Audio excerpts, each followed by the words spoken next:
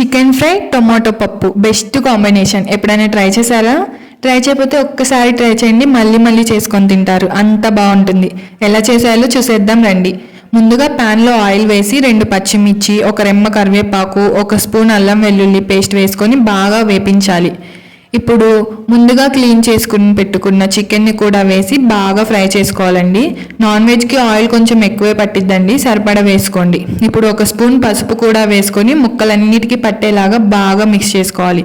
ఇప్పుడు చిన్నగా కట్ చేసుకున్న 1 ఆనియన్ అలాగే 1 టమాటో ముక్కలు కూడా వేసి మళ్ళీ ఒకసారి మిక్స్ చేసుకొని మూత పెట్టి బాగా ఫ్రై చేసుకోవాలి. ఇప్పుడు వాటర్ అంతా ఉడికిపోయి ఆయిల్ పైకి తేలేదాకా ఇంకొంచెం సేపు ఫ్రై చేసుకోవాలి. చూడండి, వాటర్ అంతా ఇంకిపోయి ఆయిల్ పైకి తేలుతుంది.